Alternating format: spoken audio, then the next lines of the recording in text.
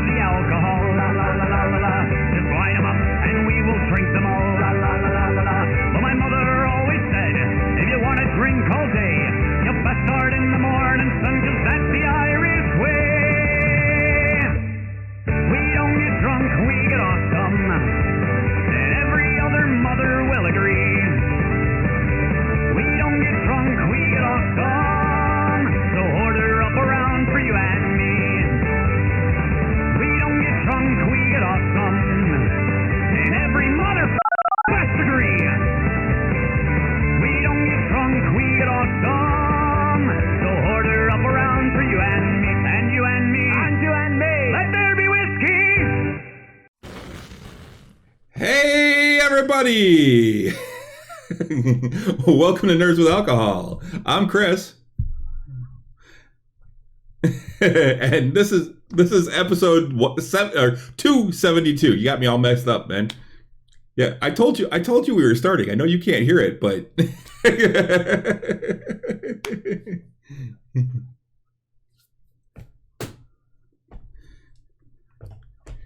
yeah. Yes. Yeah. Yes. And hi CD, and yes, Wings Kook, DC, FC. Bury me in City Rouge. Bury me in City Gold. Yeah, right here, baby. Yeah, we're actually playing an MLS team tonight. MLS, the Major League Soccer. It's the highest level of U.S. soccer.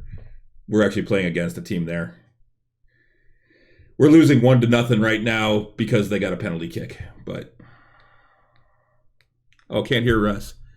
Oh yeah, why is it not doing? It was working earlier.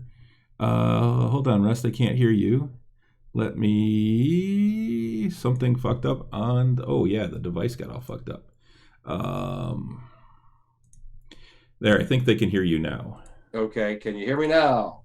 Yep, now I'm seeing you come up. Okay, yep. Cool. Yeah, well, I don't. Up. Y'all know I don't sport, so yeah. It was funny at work the other day. We had sometimes we do work on mascot costumes, and the guy who does the Lions mascot, Rory. Yeah. He has his costume serviced by us and at the parade company. And he came in, and I was carrying the head while the boss was carrying the costume part. And as we were talking to the guy, and then the guy who plays Rory, my boss a little bit. He sports a little bit, but not much more than I do. And then Paul, one of the facilities manager at the parade company, they all just started talking sports, and I'm just standing there and just whatever. They're talking football, and just kind of looking around. And my boss Eric, at one point, he just kind of later on in the day, he was like, "Oh my God, that was really funny." I go, "What do you mean?" He goes, "I've never seen you look so completely disinterested in something." I was like, so this must be how some of you guys feel when I start talking about comic books, right? Well, not me, but yeah, the other. Well, what you should have done is just thrown in some. So did you guys catch that Quidditch match last week? Yeah. Did you guys watch Critical Role? Yeah. Yeah. I should hit them with. That's when you get the blank stares. Yeah. You know, how about them Bears? Oh yeah, I think they're gonna go all the way this year. How about them Bears? Yeah. Them Bears. The Bears. You know, the funny thing is, I don't really care for sports, but I do kind of like sports movies. Huh. And the thing is that I like some sports movies, but I love sports, but I don't normally like a lot of the sports movies. Some of them I like. It depends on the movie, but like Necessary Roughness, a lot of fun. Wildcats, The Replacements. Okay, so two of those that you mentioned were comedies. Correct. They're not really sports movies. Correct. But Remember the Titans is very good, and that is not a comedy. See, I haven't seen Remember the Titans. I have seen Wildcats. That was actually fantastic because that's actually based on a true story. It is, and it was the beginnings of Wesley Snipes and Woody Harrelson's careers. Mm-hmm. You know? Hoosiers is really good. I'm not a big basketball fan, but Hoosiers is a fantastic movie. White Man Can't Jump. Well, White Man Can't Jump I didn't really care for that much, but but Hoosiers, I'm a huge Gene Hackman fan, and he was just incredible in that movie. Yeah, yep. Gene Hackman, Dennis Hopper. It was a fantastic film. I mean, I don't think I've ever seen a Mighty Ducks movie, but I hear they're entertaining. Miracle was good. Slapshot. Even if it was a little inaccurate, and they make such a huge deal about the Miracle on Ice, and that wasn't even the medal game. Well, you know, sports balling. So I don't know. What are we doing? How was your week? It was pretty good. We had our game on Friday. I mean, other than that, it was work. But we had our game on Friday, and that was a lot of fun. You guys didn't die. We did not die. Oh my God. We actually didn't come as I was the one that. Klimbram did actually go down. Yep. And I came very close to going down.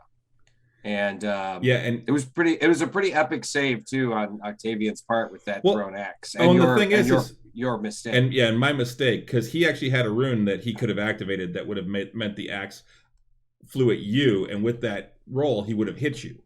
Yes. So he would have done 5 points of damage to you, leaving you at 2 hit points, I believe. Yep. and he certainly most probably would have taken me. He would have had to like fumble twice to really to not, you know. He had 3 attacks. He was hasted, actually. He was hasted, right, and he had 3 attacks. So he would have had to miss 3 times for me to not have gone down. Yeah, because even at minimum damage, he would have taken you down. He would have just had to hit me once, and he would have had to do. Well, I mean, the sword he was using was a +2, so. Right, exactly. So, excuse me, goodness. But overall, that was a really fun game. It was. We did take out the dragon, and we did hit level 9, which was awesome. When I was talking with Pete and Rich on Sunday, because it was Easter, and one of them, and the other one agreed, was saying that they thought it was a really great balance of playing, because there was the big fight, and then you had the smaller fight with the Vrock after that. Yeah. But then there was also a lot of role play in it. So Correct. It was. Correct. They thought it was a really good balance of. It was. I mean, it was definitely a good game. It was a little nerve-wracking. And what was also really great was how we were able to figure out where the goddamn books were. You know, we were like, holy shit. And we didn't really need any real prompting. I didn't feel like you gave us any real hints or anything. I mean, we just kind of came across that. We started to backtrack, and we came across the statue, put the ring on in the statue's hand, and it revealed the hidden library. And I was like, holy shit. You know, I didn't feel like, oh, the DM softballed it to us, you know. He didn't just lob it at us. It was like, okay, we figured it out. It was pretty good. I mean, we missed it the first time through, but Well, you didn't have the ring. Oh, is that what it was? We didn't have the ring? You got the ring off the priests. That's what I thought. I could have swore. I would have thought we would have tried something like that. If anything, you might have reminded us about the ring, but that was. I did. I reminded you about the ring, but other than that, yeah, you guys did that, and then that magic item that you encountered in there was actually something that I created as well. The desk? Yeah. That was great. That was really fucking fun. I've called it the librarian's desk. It was pretty badass, actually, you know. But yeah, it was a great game. It was a great game. And like I said, that we hit level 9, we were able to piece out of the you know, the dungeon, and we could head back, you know. Yeah, we ended the session with you guys getting outside and just getting back to the War Tower Wardens. Right. Exactly. So we're going to have to divvy up or pay the fees that we have gathered. It's going to be probably quite a bit. So CD just asked if leveling up is logarithmic or about the same per level. It depends on the level. I mean, there is a power creep where it goes up, but it's not it's not horrible. It's not a level thing. You are going up at all times. So that like the same things that they were fighting at level 8 would be easier at level 9 due to increased abilities. That level 9 is a proficiency bonus bump, so everyone gets a +1 to their anything that they're proficient in. So any of their saves or their weapons that they're proficient in. Correct. But it's also not like substantially, like, the things that we were fighting at level 8, just because we're level 9 doesn't mean we're automatically going to dominate. I mean, right. There's still the luck of the draw and the die and everything right. else. You fight the general and the dragon at level 9, and there's still a chance you drop if you go in in the same conditions you were in. Correct. It's all a matter of, I mean, the reason that no more than one person dropped was because that dragon never got its breath weapon back. Right. Quite correct. If he had gotten that breath weapon back, many of us could have been particularly fucked. Well, Grimbolt and Euchariah were his next targets because they were lined up together.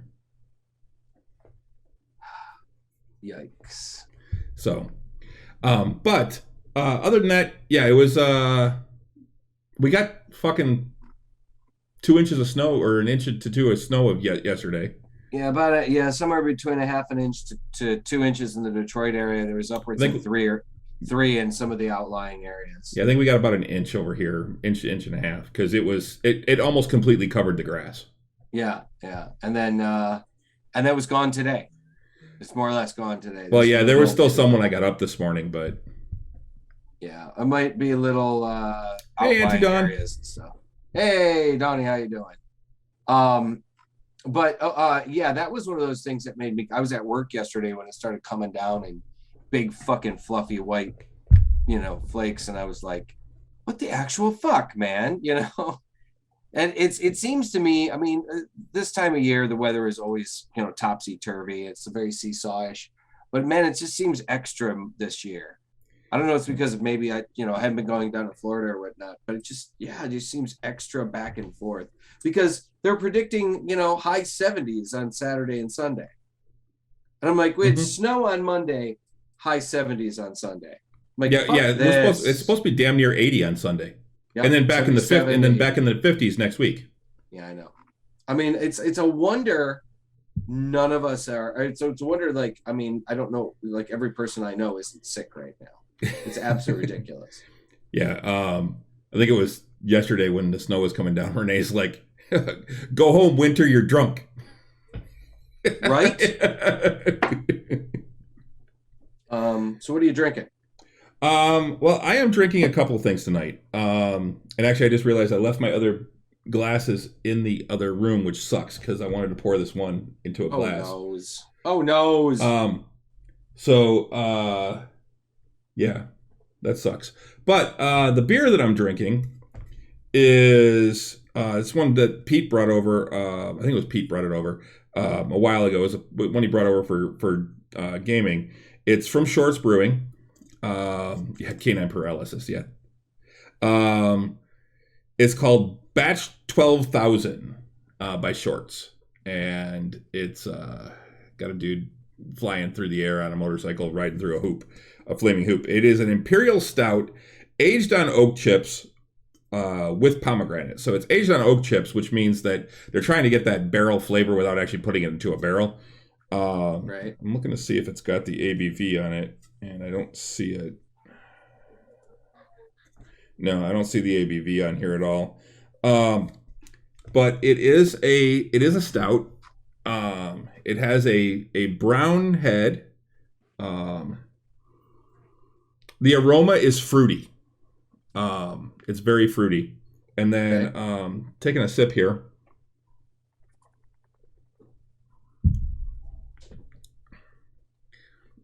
It's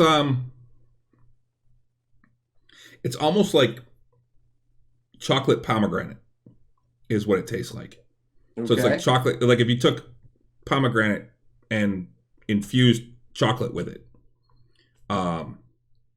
It's actually a little too sweet for my taste. It's definitely not something I would choose to drink all the time. But it's tasty. It is very much a dessert in a glass. And so yeah, I mean, not something I would necessarily buy myself, but having one, that's not going to turn me off of anything.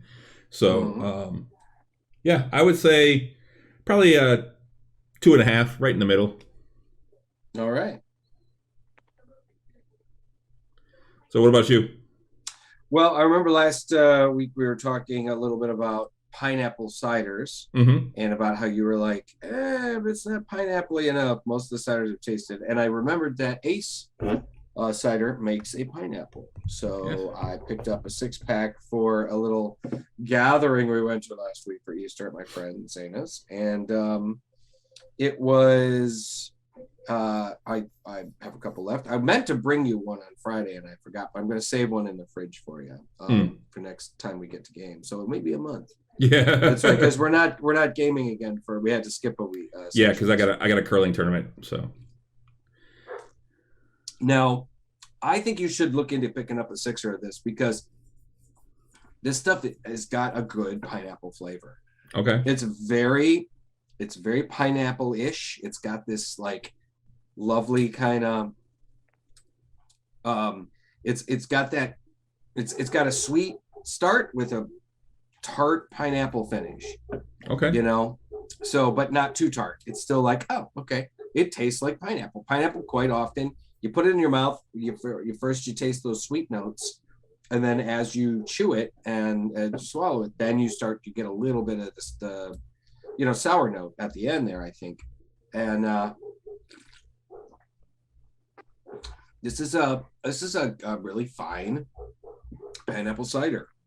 Cool. It is definitely on the sweet side, but it says tasting notes. Ace Pineapple, the world's original pineapple cider, was first made in 2013. Its creation came out of the House family's annual trip to the Hawaiian Islands, where pineapples struck me as a great concept that would make a fantastic refreshment. It's a marriage of fermented apple and pineapple juices. With a little sweetness and a pronounced pineapple nose, it has become the #1 selling fruit cider in America. Aloha. I don't know about if that's completely true, but 5% alcohol by volume and pretty good stuff. Cool. I might have to look for some for this weekend because I'm batching it up this weekend. Renee's going up north with her mom and a friend of ours to go birding. And so I will be here by myself. You're batching it up? Batching it up. I have strict orders, though, that I'm not even supposed to, because Batman is on HBO now. And I'm like, ooh, I want to watch that. And Renee is like, no, you play Horizon Forbidden West. Because she wants me to catch up to her so that she can talk to me about what's going on. She's like, this is so good. I want to talk to you about this. Yeah, only Forbidden West. That's what I've been told. That's all I can do this weekend. That's all you're allowed to do? Yeah. I've got gaming on Saturday, so I'll be gone for a few hours. But that's one thing you're allowed to do. Oh, she doesn't even want me doing that, I don't think. But it's she just wants me doing nothing but playing Zero Dawn, or not Zero Dawn, Forbidden West. No, only Forbidden West. Only Forbidden West. Yes, she really is. West. Only Forbidden West. That's all you can do. That is it. So Ghosan just did the quote, Chris, you're going to play with Aloy and you're going to like it.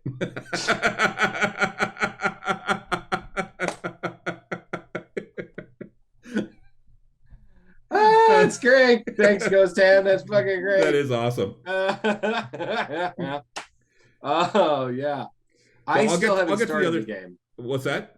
I still haven't started the game. I'm kind of setting it aside until I finish a few of these other games that I've been working on. Yeah, I'll get to the other thing that I'm drinking tonight too in just a little bit. I want to go grab a glass, but okay. That is fantastic. So far it is honestly one of the most beautiful games I've ever played. And just climbing up mountains and just looking out over the landscape is just gorgeous. It is a very beautiful game. It is a very, very beautiful game. And Renee says the storyline just keeps getting better. That's what I've been hearing too. And all of the just all the video clips I've seen, everything I've seen, it's just an absolutely stunning game. And it is a tour de force. And they've announced that Sony and whatnot have announced that they are working on a third one. Yep. It's going to be a while, but working on number 3. Yeah, and Ghosthand just said it's a shame that Elden Ring came along and stole its thunder. And that's true. And both of my brother-in-laws are playing Elden Ring, and both are saying it's fantastic, and it is really good. I am not looking at Elden Ring until I'm done with Forbidden West, and then I might. Yeah, I'm going to take. As much as I am excited to play a new fantasy game, particularly a fantasy game that is exceedingly adult and also is very different from Witcher and from Skyrim and some of the other fantasy games that I'm enamored of.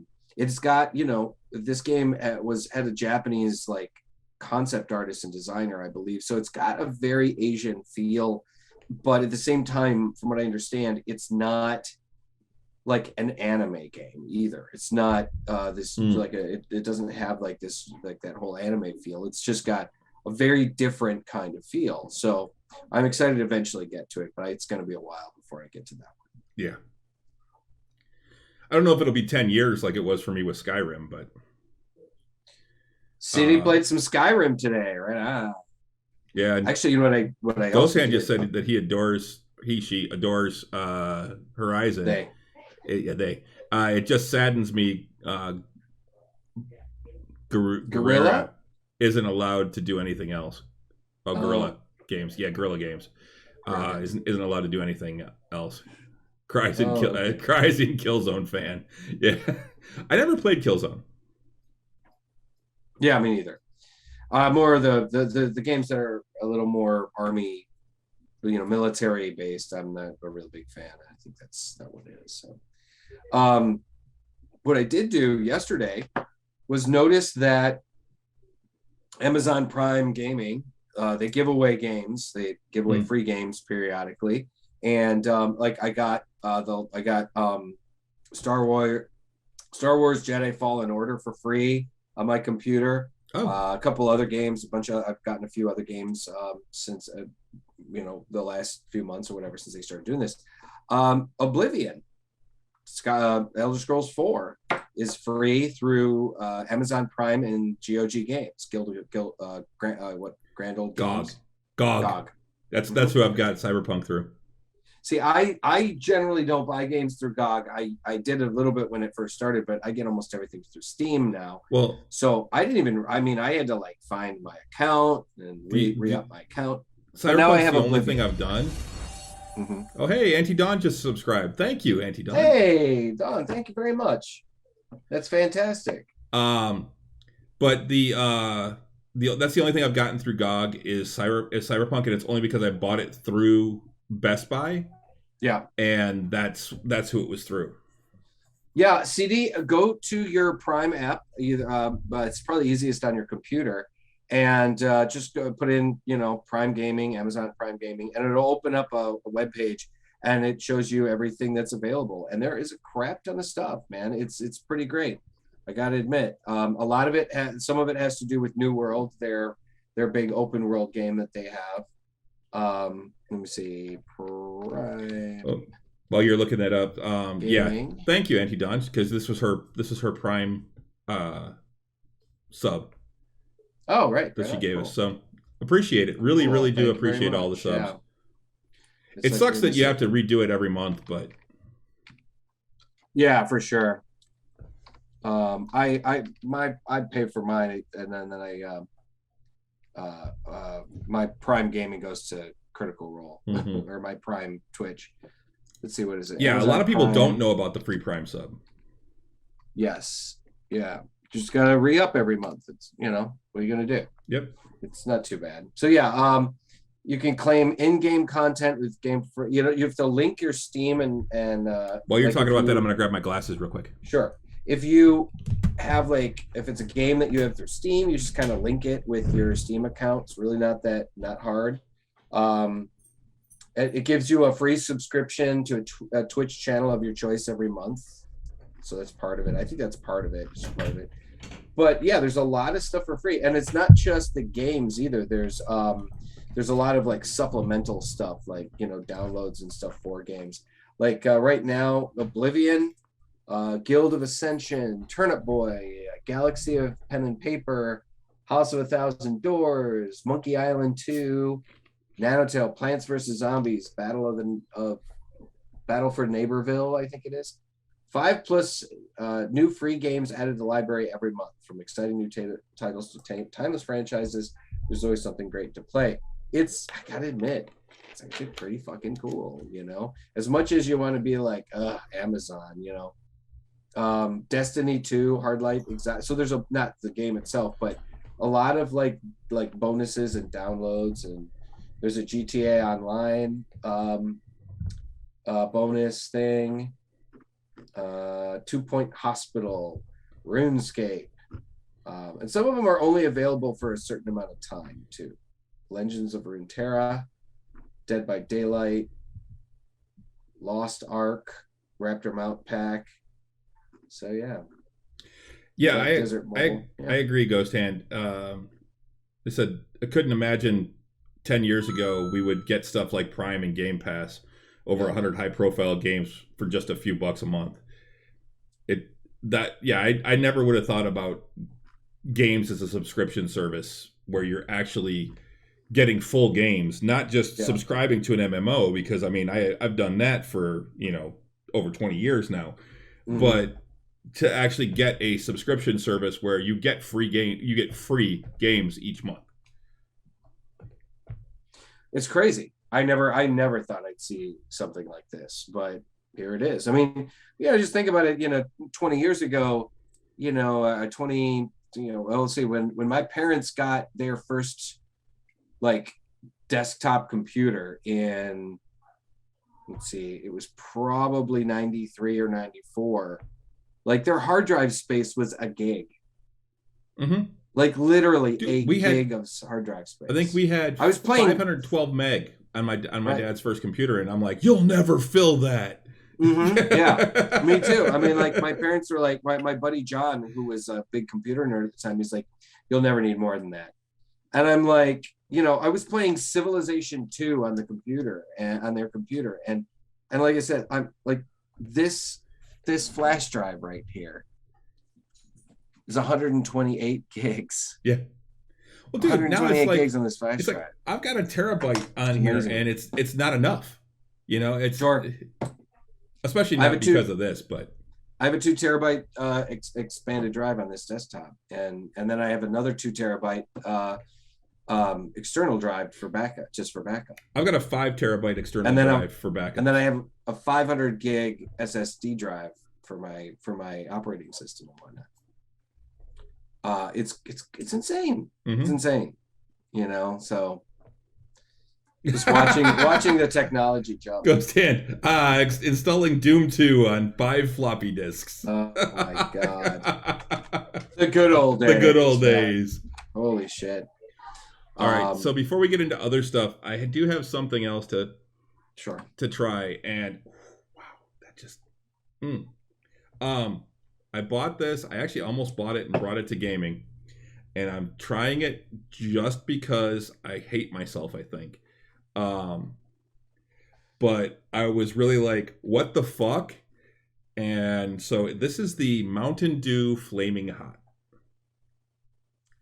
Dude, you know what? I was meaning for my friend Barb. Our friend Barb. Our friend Barb. Yeah, you're right. She's your friend too. And she posted made a post about it. The Facebook. Yeah, she had it while she was out. She was out drinking with it. So it is bright fucking orange. Wow. It smells like Code Red, but it burns in the nostrils. She said it's got a bit of a kick to it. I'm gonna take this is the first time I'm trying this, so we'll see what happens.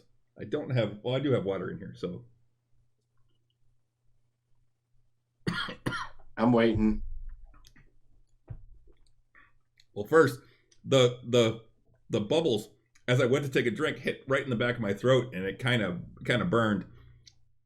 So it's really sweet, Yeah. Well, it's a Mountain Dew. But then I do get a little bit of that, like, that heat on the back of my throat, like that. It's kind of like drinking, what you call it, the one, El Chavo Oh, from Blake's. You get that sweet, and then there's that burn at the back of your throat. okay. It's the same. It's the same thing. Okay. It's not bad. I mean, it does. It doesn't taste like flaming hot. That was what I was concerned about. Mm-hmm. It's more. It tastes like Code Red with like that scratchy burn in the back of your throat. Okay. I would just drink a Code Red, Which means I wouldn't like it. See, I didn't like Code Red all that much. What I did like was Game Fuel. There was a red and a Mountain Dew Red and a Mountain Dew Blue Game Fuel, and they made them. And they 1 year they marketed them towards Halo. Yeah, the red versus blue. And then another year they marketed them towards World of Warcraft, and it was like, you know, the red potion and the blue potion, and they were great. It was fucking, particularly the red. I really the red tasted like if you took Code Red and Livewire and mixed them together. That's all. See, I love Livewire. Livewire is one of my favorites. The orange. I definitely like the orange for sure. You get Code Red and vodka. I could see that being really good. This, I was like originally thinking if it's got some heat to it, if it actually has like that like flavor of the flaming hot, which it doesn't. I'm like, you just mix a little tequila in there with it, and or even some vodka, and you got yourself a sweet Bloody Mary. Yuck! No thanks. I'm good. I'm good. So I wanted to get into a couple of quick things before we jump into some of our bigger things. We're going to be talking about Moon Knight. We're going to be talking about the Thor trailer that was released today. We're just giving it all away, man. Just spoilers. Yeah, pretty much. So we're going to be talking about a few things, but I wanted to get into a couple of quick hits here. So this week or last week, and since we've been back, CD Projekt Red did reveal that we will not be seeing an expansion to Cyberpunk 2077 until 23. They basically want to make sure everything is perfect. They did state just a like while the ago, game, just like before they released the game. That's what they kept did saying. They did say that there's an update. 1.6 is coming in the coming month. Is due in the coming months. It's the Cyberpunk 2077 expansion release date has been set for 23. CD Projekt Red confirmed the updated timeline for the long-awaited expansion during the studio's latest earnings call. President and Joint CEO Adam Kaczynski confirmed that last year's top priority was fulfilling our commitment to quality with regards to Cyberpunk 2077, and support for Cyberpunk will continue. Our focus will gradually shift to new exciting endeavors in both Cyberpunk and the Witcher franchise. Right now, the bulk of our teams are working on the Cyberpunk 2077 expansion that is targeted to be released in 23. They offered a much vaguer update on the expansion last month, so it's nice to finally have a semblance of a release date. However, it's unclear whether the Cyberpunk expansion will arrive near the start of 23 or toward the end of the year. My guess is closer to the start because it's already been a full year since the game, I think, hasn't it? Yeah. Yeah, it's been a year and a half, like 5 or 6 months. Yeah. Yeah, because it was November of 20. Yeah. And then, yes, and it's now, so it's been about 18 months. And the game, from what I've understood, is fixed, is at its most playable. And honestly, the last update improved it so much to the point that a lot of people say it's almost a whole brand new game. Yeah, I actually started a new character on it. Actually, I went Corp this time. Mm-hmm. And playing through it, and it is very different being a corp than it is being a street kid. Right. I played a guy from out of town. Nomads. A nomad. I played a nomad. Yeah, those are the three choices that you have. Right. And I'm going to go corp next time. So I'm hoping that maybe the expansion opens up some more origin, options, but we'll see. And supposedly they've extended the romances in there. Yeah, I have heard that too. There's more romance options. Well, I've heard that it's not so much that they expanded it; it's just that you don't get forgotten about, and you'll get a text message once in a while. It's not like they actually added more into the story. Right. It's just there's more interaction. So much, they have fixed quite a bit, and I haven't, like I said, I haven't started a new one yet because I'm kind of busy. I'm playing some other games. I'm playing, I'm trying to finish Outer Worlds, which has been a really great game. Outer Worlds is really worth it. Really good game. Forbidden West is life. Life is Forbidden West. What's that? It's Renee. Oh, she said she needs to get back to Cyberpunk, but right now only Forbidden West. Forbidden West is the way. I said Forbidden West is life. Life is Forbidden West. Yes, yeah, Ghost Hand. I'd love to see a new area of the Crystal Palace. Exactly. I'd love to see, Space Casino would be really cool. Yeah. Yeah, just so much more stuff. Cyberpunk has so much potential. Like they could expand that game for 10 years, just like they did with just like Skyrim has been. There's so much space in that game.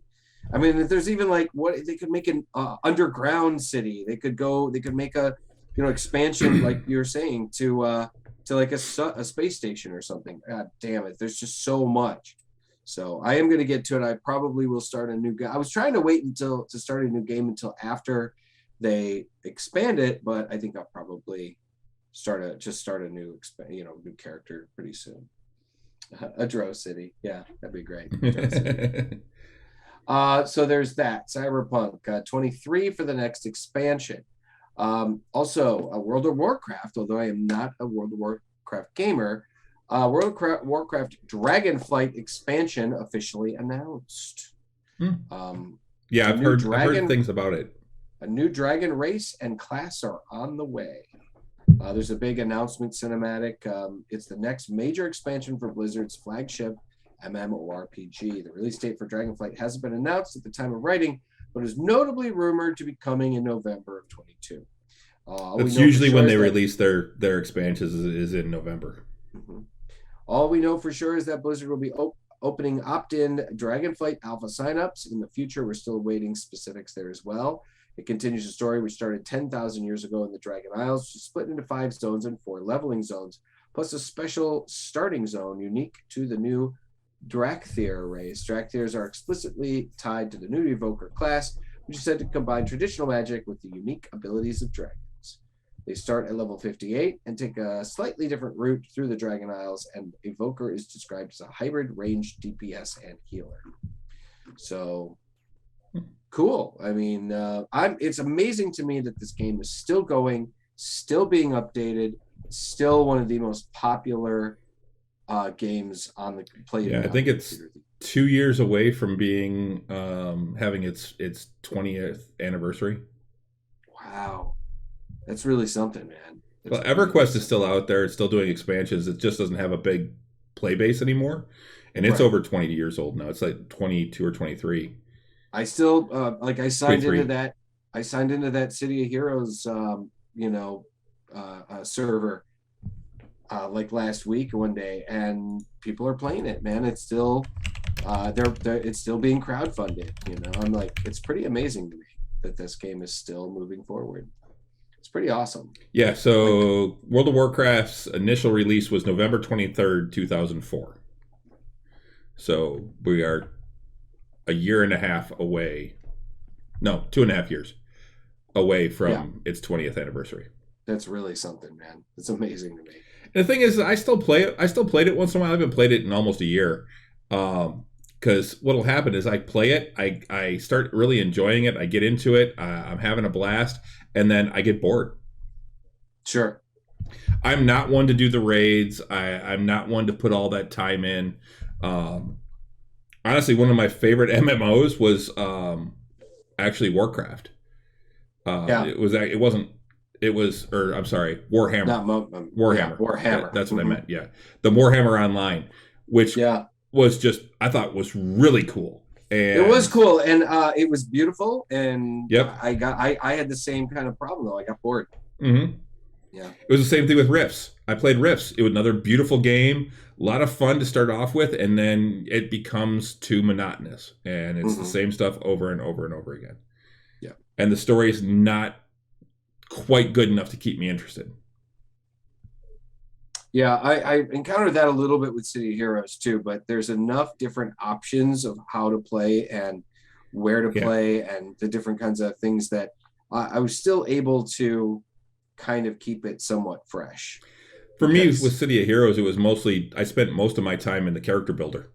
Yeah, just making cool looking characters sometimes. But then I always liked also, like, you know, you make a new character and then I want to see how the power you know, signatures looked. I wanted to see how all the different powers looked and how the different, you know, the different characters interacted with the villains and stuff like that and attacked and shit. Well, so that's then when when City of Villains came out, man, that's all I played. I just played City of Villains.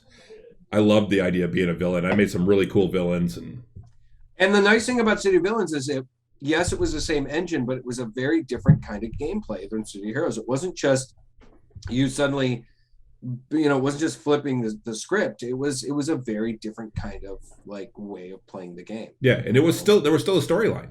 Yeah, absolutely. The progression was just a little bit different. It wasn't just go around and, you know, smacking hookers and robbing banks. Right. Yeah, exactly. It didn't just steal from, you know, Grand Theft Auto.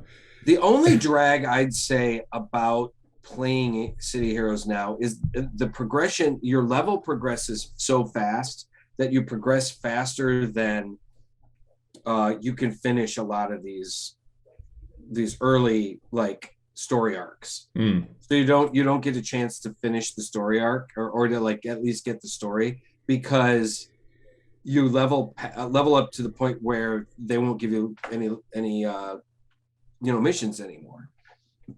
I would almost be willing to like take an experience deficit just to finish off some of the stories and finish off some of those missions. And that's the thing, like arcs. Yeah, like Star Wars, Old Republic. That one, the way they've got it set now is you level up really quick. But the way that you level up is you can just follow your story missions for whatever class you are. Okay. And if you follow those story missions, you can still level up to the same level. And even if you don't, you'll still get all the other missions. It's just that if you're on a planet that, like, say you're on Tatooine, your level cap is at like 30. So you're brought back that you still have all your abilities, but your damage and everything like that is like you're at level 30. Oh, okay. So they just decrease your level when you're on those planets. But you can still do all the stories. You don't have to do, but the thing is if you want to play through all those and just get your character up or see the story or something like that, you don't have to do all the side missions, which is what you used to have to do. Yeah. I think actually they did introduce the Ouroboros like thing in City Heroes where you could, it was an organization that allowed you to go travel through time or something like that. And you could go back and finish the story missions that you wanted so that you could get like the achievements and the badges and things like that. And it would just like, it would dumb down your abilities to, you know, like remove, it would put you in that point where you'd be like the top power level for that particular mission. And then so you could still attempt to complete the missions and stuff like that. So finish the storyline, get those achievements. Huh. But you gotta get to a certain point before you can even get to that place. That's actually one I'm not familiar with. What? Tibia. Coming from elementary, bottling up tibia. Now that was it's booting up, I think, is what they meant. Booting up tibia. Okay. From 2016 is the official trailer. Huh. Okay. Interesting. 1997, massively multiplayer online role-playing game developed and published by Cipsoft. It's one of the earliest and longest-running MMORPGs, and its popularity peaked in 2007. Well, yeah, if Ghosthead has fond memories of coming from elementary school and booting up a game, it better be in the 90s. Jesus, at the very least. 97, though, man. Yeah. The good old days. Back in the 20th century. Back in my day. Hey, I forgot to mention, I got some good news today. I will be participating in an art event that's going to be at the Flint Museum, the Flint Art Institute. I'm going to be body painting some models for an event there on June 4th. Oh, cool. Yeah, it's going to be pretty cool.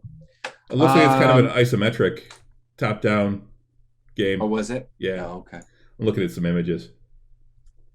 So to move on, I wanted to share this screen. There was so last year, Marvel Comics, the X-Men comics had a thing called a Hellfire Gala, and we talked about it a lot because what they did is they got the artists came together and they put together some really cool, like, evening wear, interesting, like, kind of wear for the various mutants and characters that were attending their Hellfire Gala. And it was similar to like the Met Gala in New York City, where people wear couture that's very, like, they were really outlandish, wild outfits and stuff. And this, they're going to do it again in Marvel Comics. Now, they're not making quite as big a deal of it, but they are still.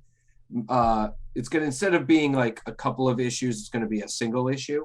Mm-hmm. And basically the mutants are inviting the superhero set and politicians and celebrities to basically come to Krakoa, and where the mutant home country is basically now, Mm-hmm. and participate in an evening of, a gala event. And so they've premiered some designs for some of the characters that are going to be there, such as the Scarlet Witch and whatnot. And I thought I would share the screen that I've got here, and you could see. But you gotta enable it, Chris.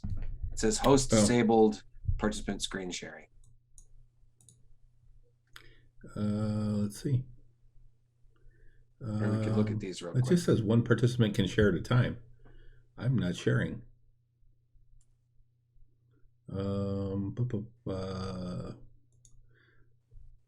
Only host. There it is. Who can share? It's under who can start sharing when someone else is sharing.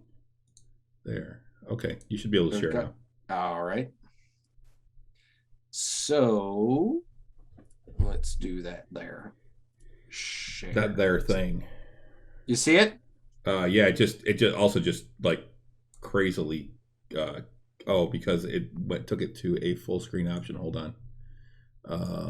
I need to figure out how to get out of full screen now. There we go. That should take it down. Oh, wow. Things are freaking out on me. Okay. Well, that's me switching. There we go. So I'll leave it there. There we go. Okay. So we got the Scarlet Witch. It's not far off from her costume, the costume that she wears, actually. But I think it's kind of cool how her hair kind of blends into this, like, cosmic kind of thing. Mm-hmm. It's very superheroic. It's very like a superhero design.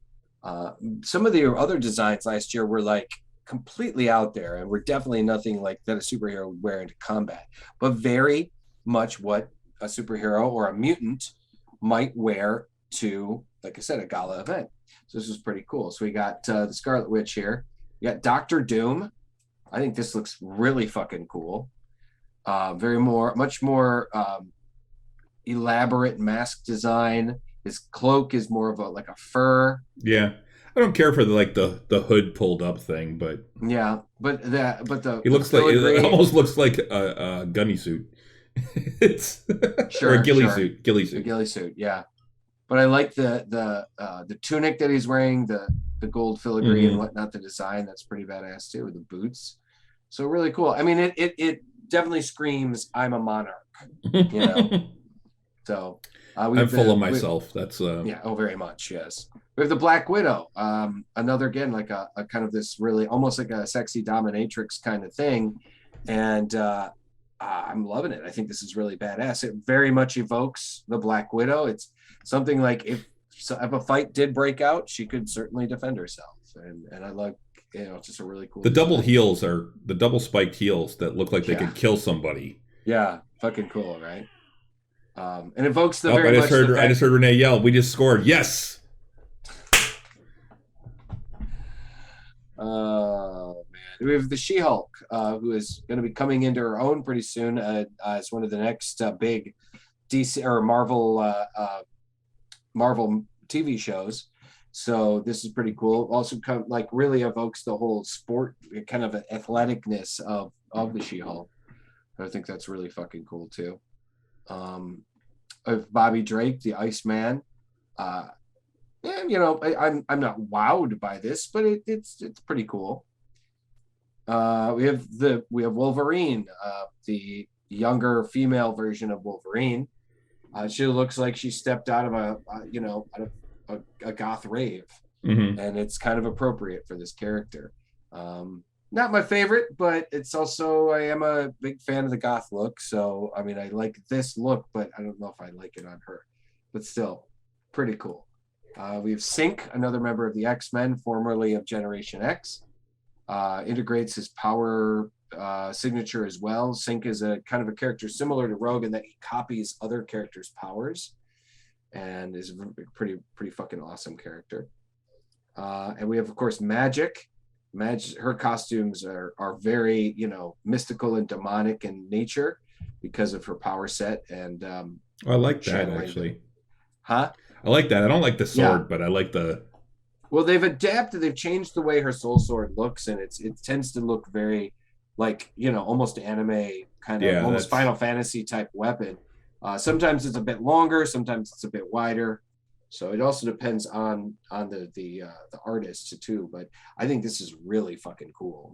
Very, very much evokes the demonic like origins she had in Limbo and stuff. So, and the fact that she is the queen, basically she's the Dark Child. A couple more left here. We've got Gambit. It definitely screams Gambit, but it also screams Magic Mike. So I was thinking that too. I was thinking Chippendales, but he looks like a male stripper, which whatever, and if that's what he's looking for. But one of the things that I have been seeing a lot and I don't care for is the really low. It looks like he's got a very low crotch, like the crotch of his pants is very low, and they're doing that in some pants these days. I'm just not a big fan of it. I think it just looks weird. We have Havoc here. I think this looks badass. They're really very cool. Yeah, very biker leather. Very bikery.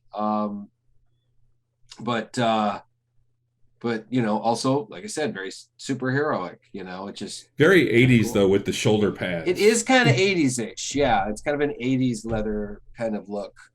With the sleeves pushed up type of thing too. It's almost a little Judas Priest-ish, I was thinking like a cross between like Judas Priest and like Miami Vice. You might see Havoc at a gay leather bar in this outfit. You might.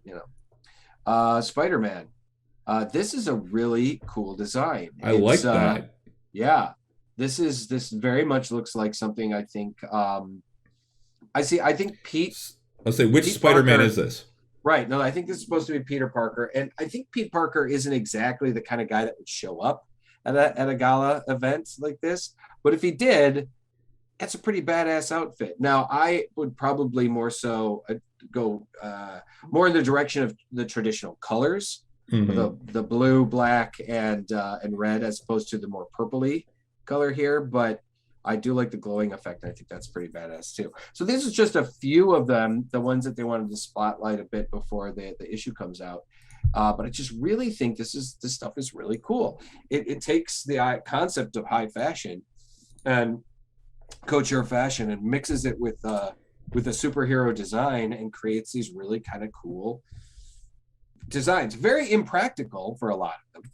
But I mean, honestly, the Spider-Man one and maybe the Black Widow were the only ones that were maybe practical as a superhero outfit. But for the most part, I don't know if those heels are really practical. I mean, probably not. They're never practical in a superhero outfit. What I always love is TV shows where they show the woman cop or whatever wearing these high heels. Yeah. And then running after a suspect at full speed, and then when they stop, they're in the high heels again. I'm like, yeah, that didn't happen. That did not happen. Well, you got to think about it too. The widow, she's a ballet dancer. She's used to running on her toes and being on her toes, man. So I don't know, but no, that's horseshit. That's one of the things that I do like about a lot of the superhero designs over the last, like, it's been a major thing over the last 20 years, 25 years, is making things make a little more sense when it comes to superhero design, particularly in women, in like the boots and the shoes that the female characters are wearing. If it's a very active, like a very like physically active superheroine, particularly the heroines, they don't put her in fucking high heels. They don't put her in a spike heel. At best, you might see her in a boot with a higher heel, like a thick, clunky boot, and it might have a heel on it. But it's still not like a spike heel, because like Wonder Woman doesn't wear spike heels. Supergirl, Power Girl, all of those characters. Now female characters that aren't as physical, that act, that have like, do like power blasts and fly a lot and those kind of things. Maybe a little less. They might be more likely to wear, like the Scarlet Witch might be more likely to wear heels, because she doesn't go hand to hand. Yeah. Now I agree with CD. Things like that. Those stilettos are actual stilettos. Stabby. Exactly. She would use those to kill somebody. So that's coming up. That's coming out this July, I believe. That issue's coming out this July. A little bit more. Last thing here from the quick hits. We got a little bit more stuff from the PSVR 2. The PSVR 2 eye tracking software means better performance and a longer lifespan. The eye tracking software will help amplify player senses and make development easier, according to current virtual reality dev.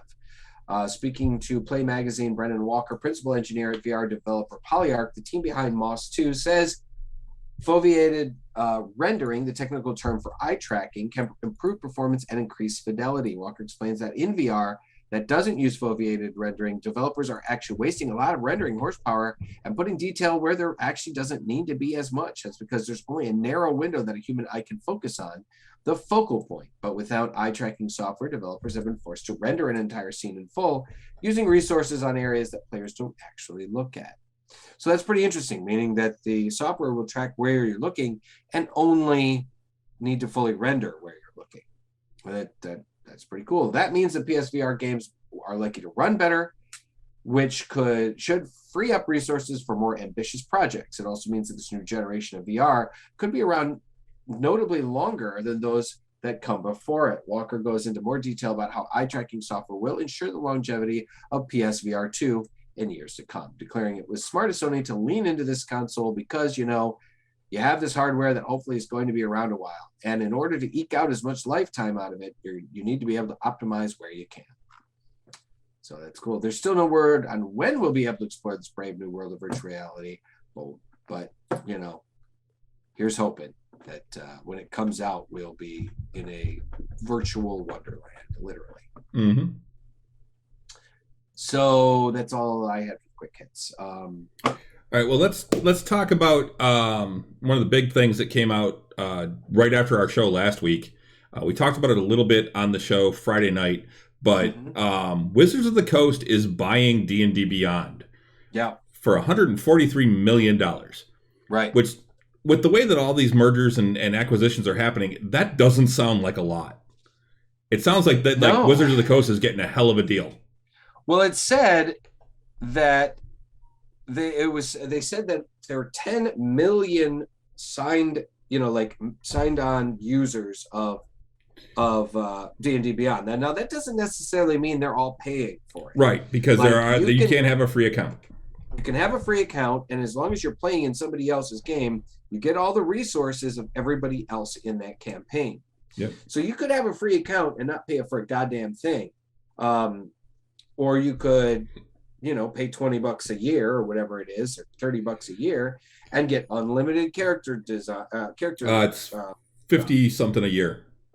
Is it 50 something? I think it's like 54 or 55 a year. It's reasonable. It's very reasonable. It is. Because that's what I have. Is I have the hero pack or whatever. Right. That means less than that's less than $5 a month, man.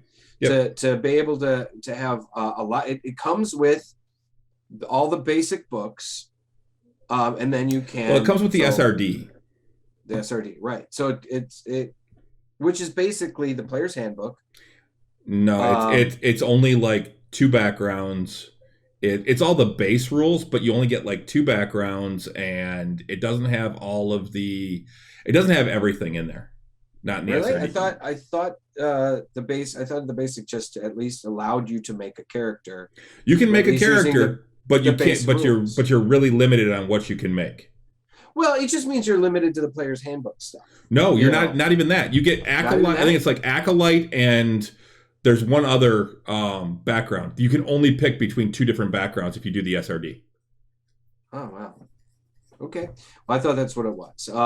But I mean, I guess I just haven't used the free version in such a long time. So, but I feel like it's for a regular gamer, for somebody that games regularly and possibly in multiple campaigns, it's a pretty good resource to have. Yep. So, but you still got to figure not everybody is paying for the game for it. But that being said, D&D Beyond was still paying Hasbro like $140 some odd million a year for the licensing, which means they're making enough money to fucking do that. Yes. You know? And so Wizards of the Coast turned around and said, I tell you what, instead of you paying us that licensing, we'll just pay you, the cost of your resource. And they went, I guess they went, okay. Now, a couple of my friends I've heard are a little worried. They're worried that, the prices are going to increase, or there's going to be, ads, or there's going to be, just like things are going to change. They probably will change. Here's hoping for changes for the better. Yes. Like I wouldn't mind if, I mean, it's probably my tablet, but the dice roller seems to be a bit of a resource hog. Well, one of the things, so some of the stuff that I've been hearing as rumors of what's going to happen. One of the things is that what this will allow D&D to do is to where if you buy the physical book, there's a code in the book that lets you get it on D&D Beyond as well, so you're not having to buy it multiple times. Yeah, that would be great. That would be fucking awesome. I'd be on board for that. Absolutely. I would too. I'd buy every one of the physical books because I'm a collector. I love having the physical book in hand, but I love having it referenced for making characters and seeing things online. I'd even pay an extra $5. Yeah. I mean, I'd pay a little bit, maybe a little bit extra for both, Yep. I'm not paying double, but I'd pay like another $5 for the download code or whatever, I mean, if that was the case. If they want to jack the price up from 40 to 45 or whatever it was, just because of that, I'd be all right with that. The retail price of those books is $50. Is it 50? Yeah, any book that comes out is $50. That's the retail. Amazon sells them on the cheap. Yeah. Even are you sure all of them are $50? Pretty much, yeah. I could have swore some of the smaller ones were maybe 40 still. I don't think so. I think just about everything is 50. Let me see. I got Ghost of Saltmarsh here. Ghost of Saltmarsh. Oh, they didn't put it on the back. Oh wait, is it a little bit older too? That one. $49.95. U.S. retail. $65.95 Canadian. Yeah. But even so okay. And that's for an adventure book. It's good size. Sure. I mean, there's 7 adventures in here. Sure. Mm-hmm. There's also have been some expanded rumors that now I think it is. Let's see. Today's the 19th. This Thursday, I believe. 2 days from now. Thursday. Yeah. Will be D&D's what is it? D&D, what do they call it? Oh yeah. I know what you're talking about. I had it. D&D Beyond, D&D Direct. Yes, D&D Direct. Yep. D&D Direct, exclusive reveals, announcements, and more. It's going to be on the Twitch channel at 8:50 a.m. Pacific PT time. on Pacific time on Thursday, which is April 11:50 here Right. on the East Coast. So that is, I'm sure they're going to rerun it, and then of course, if it's going to be on the Twitch channel, you'll probably be able to see it again. They'll rerun it over and over again. Yeah, in VOD. But they are saying that there's, they're going to be reveal what's coming to D&D, books, video games, and more. 30-minute show kicks off at 9 a.m. PT on the official D&D Twitch and YouTube channels. So you can join the D&D crew on the Twitch channel at 8:50 for the pre-stream chat, is what it is. Mm-hmm. And stick around and talk about all the exciting reveals. So that's on the D&D Beyond and D&D, join the Beyond. Yeah, odds are that's what I'll be sitting here watching at lunch, on my lunch hour. Right. I'll be sitting here watching it. You'll have to let me know because I'll probably be kind of busy at work. But I'm excited, man, because I mean there's a lot of rumors. There's rumors that Sneak Coot, what's up? Good to see you. There's a lot of rumors talking about like Spelljammer. There's rumors of Dragonlance. There's even somebody I heard a vague rumor about Dark Sun. There's been rumors about Greyhawk bringing that back. Awesome. I would love to see any of those old school. I'm not crazy about most of those because I don't play in them. I really never played Spelljammer, and I really didn't care for Dark Sun. But my thing is I think what this is doing is that Wizards of the Coast is, and I mentioned this on the show on Friday night, was I think they're positioning themselves to have their own VTT, their own virtual tabletop. Right. Exactly. And this is going to tie directly into that. And I think that's where they're going to wind up going with this eventually. Now that we may not see that for another year or two, but unless they decide, oh, you know what? Now we're also going to buy Roll20, for another 140 million. And then they get all of that as well. And then they can integrate those two completely together. But I think that's what they're going towards, is they're getting this so that they can then integrate it into a virtual tabletop, because that's become so prevalent thanks to COVID. And a lot of people are like, I like this better. And they're sticking with it. So the problem with buying something like Roll20 or something like that is that they have a whole bunch of games that you can play on there. They're not limited to just D&D. And I think that with what they're looking at is they may be developing their own instead, and they're going to make it solely D&D, tied into D&D Beyond and their Wizards of the Coast products. Yeah. Well, we'll see. I mean, maybe they won't buy Roll20, and that's just, like you said, they'll just make their own. I think I'd rather see them make their own, because like you're saying, Roll20 does have other resources. And so does Fantasy Ground, and so does... Foundry, I think you can, because you can play pretty much anything on there, but they're not quite as tied to D&D as the others are, or they're not quite as open. They don't have as many other things, because they're not really. There's nothing in Foundry that is completely tied to any one system. Mm-hmm, mm-hmm. So. But so that was huge news. Huge news. Yeah, it's monstrous. I mean, I'm encouraged. I feel encouraged about it. I'm hoping for a positive outcome. I mean, they're not stupid. They know how much D&D, how much it's expanded, and how important it has become to the their company and to gaming and whatnot. I don't think they're going to do anything to alienate gamers, because they also know, it's an easy thing to do. You get too much, you try and grow too fast, or you try and you try and squeeze too much out of your average gamer, and they will revolt. Mm-hmm. Exactly. You know? Yeah. And I think D&D is doing a good job. Wizards of the Coast doing a good job of only putting out a certain amount of books per year. You know, I think they're actually getting to where they're putting out too many a year now, because they've kind of increased it. It used to be 4 a year, and now they're up to like 6. Is it? I thought it was more like, I thought they were still at the 4 mark. No, I mean, they've put out 3 so far this year. Okay. Counting the one that's coming up, the Mordenkainen's that comes out next month. Right. Well, that one actually has already come out. It's just only been out in a gift set, in that 3-book gift set. Was it? So, yeah, the Mordenkainen's what is it? The Monsters of the Multiverse. Monsters of the Multiverse. The only way you can get it is through the gift set of the 3 together with Tasha's and Xanathar's. Oh, which I already owned. Right. I already have both of those. So I'm like, I'm not going to buy the gift set just for that 3rd book.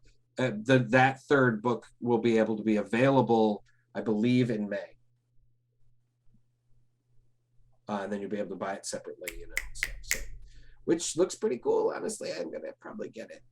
Yeah. Oh, I'm definitely buying it. Yeah. Because it's got resources. I like to get the resource books. I try not to buy the what's it called? I'm trying to get the adventure books because I'm not running adventures right now. If I was a dungeon master, you know, then maybe I would, but I'm not running a game. So. Right. So outside of that, let's move on, because we're starting to run closer to time. Yes. The Thor Love and Thunder trailer. Dude, I got chills. It looks fucking hilarious. Awesome.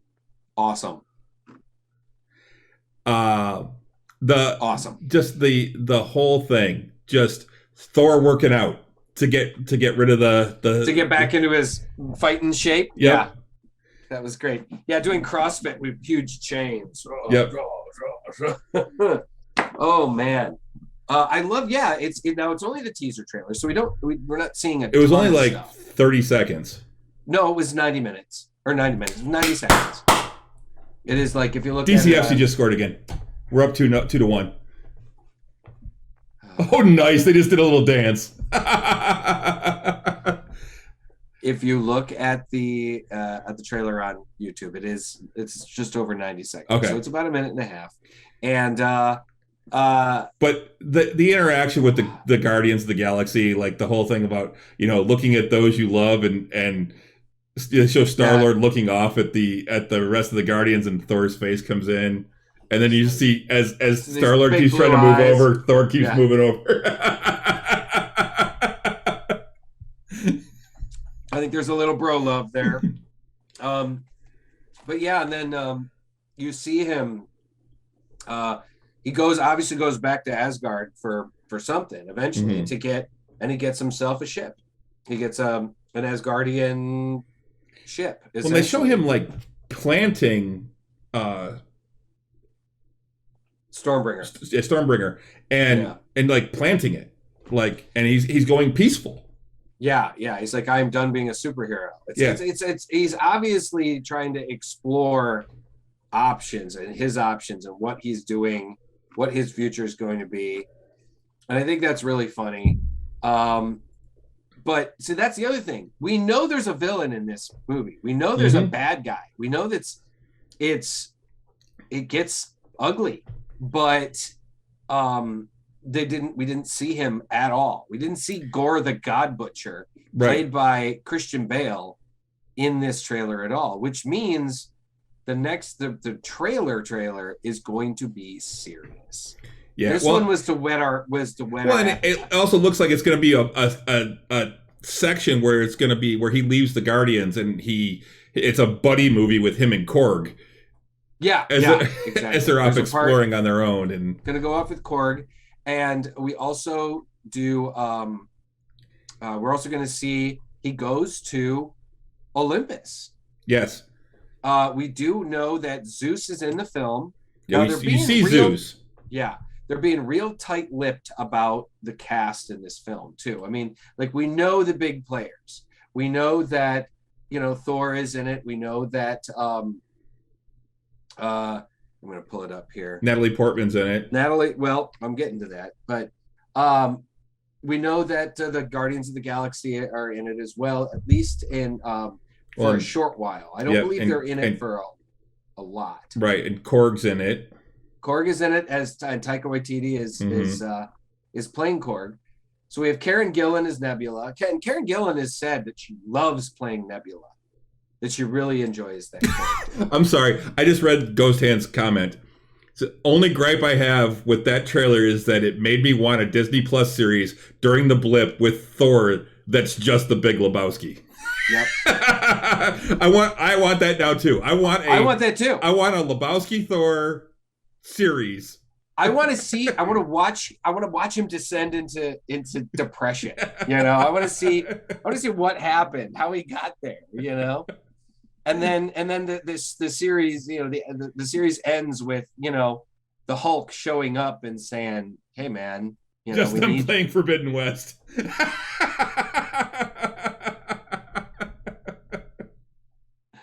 Exactly. Thor, he's back. He's back.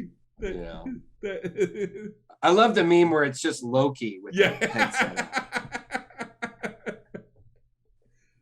on. So yeah, we've got Natalie. We've got Bradley Cooper as Rocket. They did show that Matt Damon is coming back as actor Loki. Yep. You've got you got Melissa McCarthy as actor Hela. Sam Neill returning as actor Odin. Yeah, all the actors are coming back, and then Melissa McCarthy is coming on as Hela. And Luke Hemsworth, Chris Hemsworth's brother is actor Thor. I'm like, that's hilarious. You got the whole Guardians of the Galaxy guys. Vin Diesel as Groot's voice, Chris Pratt as Peter Quill. Russell Crowe will be playing Zeus. Yep. I'm like, fuck yes, that will be awesome. Now, I really hope, and I said this to you in text when we were talking about this, if we have Zeus, I really want Marvel's Hercules. Yes. I think that would be awesome. I mean, they're saying that, Hemsworth might he really likes playing Thor, but they're saying that this might be his last go. Right. And if Thor, hopefully he doesn't die, but if he just kind of goes off into space and leaves Miss Natalie Portman playing the mighty Thor. I don't think that's I think what's going to happen is he's going to wind up taking over as the ruler of Asgard at the end of this. And that's because it does look like the Valkyrie is bored. Yes. Yeah, we see her in the preview as well, and she's just sitting on the side, just looking bored.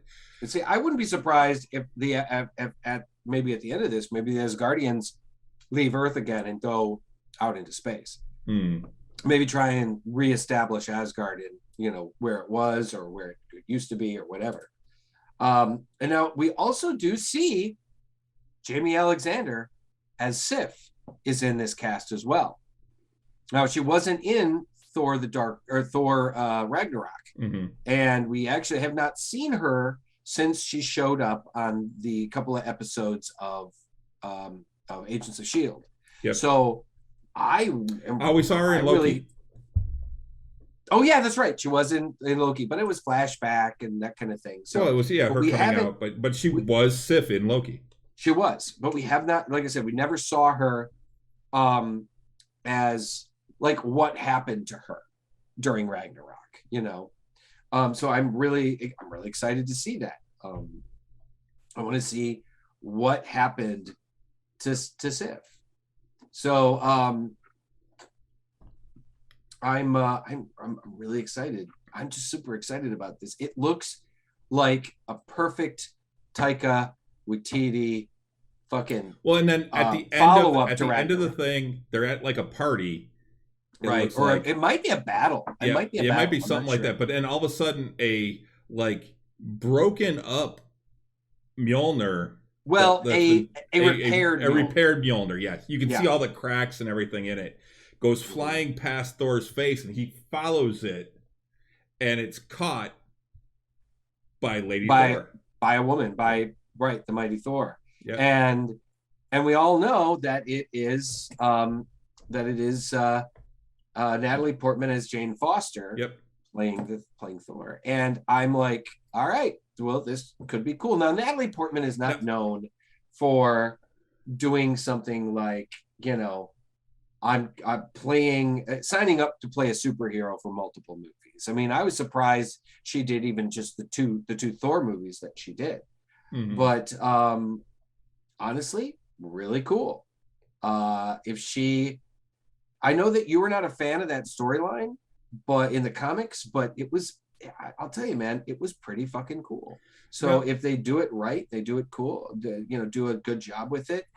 One of the things I saw today was, is it going to be the actual Jane Foster? Or is this going to be a variant? Oh. Well, that's, I guess, entirely possible, you know.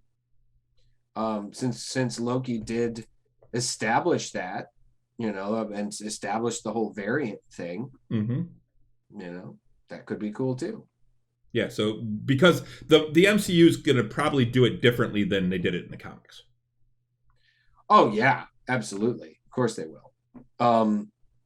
But man, I tell you, like I said, I really enjoyed the Thor because I've always been a big fan of Thor. I am too. I've always been one of my he was one of my favorite Marvel characters. Right. I've always been a big fan of the comics. I've been a fan of the movies.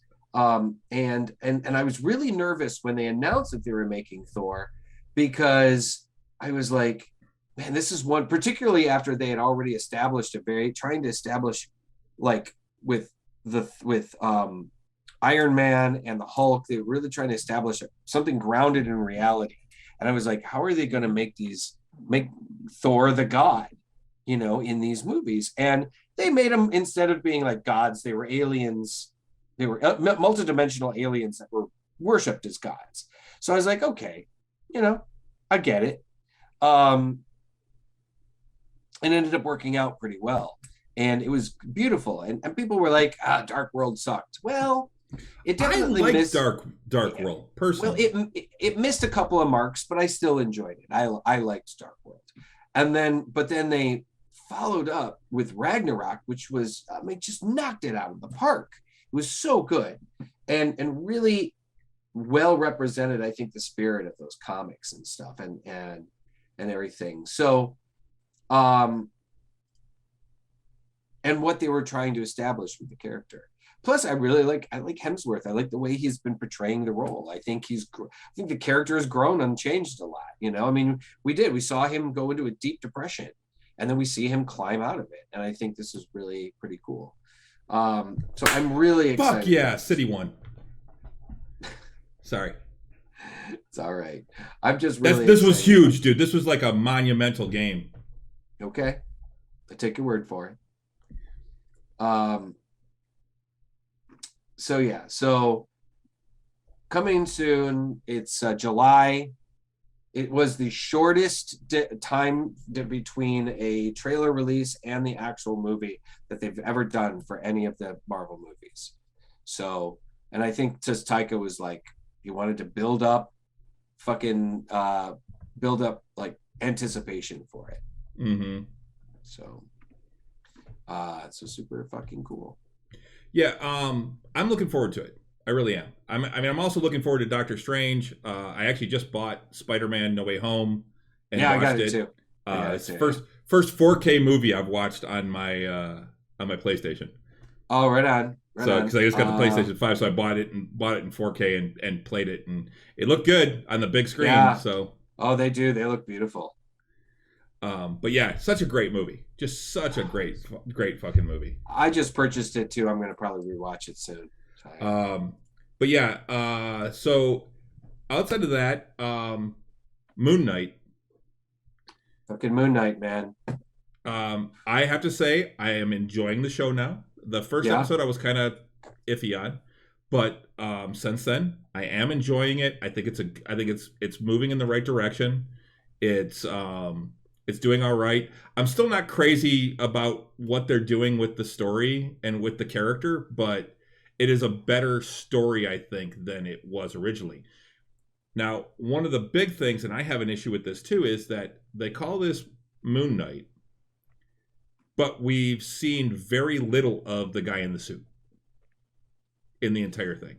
That's true. I mean, overall, but I think probably because it's one of the more expensive special effects. But you know what? Tough shit. If you're going to have a show about a superhero, right, you have to have that superhero in their fucking costume. That's what people are paying to see. No, it's true. I agree. Now, I do like the difference between the Steven costume. Yeah, the Mr. Knight costume, and yes. then, yeah. Now, in the comic books, from what I understand, it was another personality he created in his mind to act as his own like therapist, and that's kind of what that is, or that is what that was. I think it's fucking awesome. I love it when he's like, "Well, you said suit," and I just thought, yeah. I was like, "Oh, that's funny as hell, man." But yes, I like the whole interplay. Now, one of the things that I'm not sure about, because I don't know the whole thing with the MCU and the way that they do the Egyptian gods, but when the avatars were there, they were talking about all the avatars, and some of the big gods were not there. It was like the gods you would expect weren't there. There was no Ra. There was no Isis. Really? There was no Set. I wouldn't expect to be there. There was no Thoth. There was no Bast. A lot of the gods that are more well known were not there. Huh. I guess I didn't notice. Osiris was the only one that was like one of the main deities. Okay, yeah. I guess I just didn't really notice. Huh. Interesting. Well, I mean, it was still really fucking cool though to see about like how they were handling that, and then they all have their own avatars, and I liked how Steven was like, it's best not to fight it, and then and he was like, the way he just kept screaming, liar,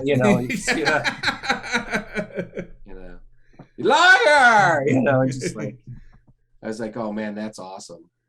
I think it looks fucking badass though. It was really fucking cool. Like that they were inside the pyramid. You're right. And now, so here, and the thing is, the inside of the pyramid doesn't look like that. But one of the things that this was an article I was reading, and they were talking about the whole idea that, for a show that is called Moon Knight, we haven't seen Moon Knight a whole lot. Mm. And now they've shown so much that it's tied to Khonshu.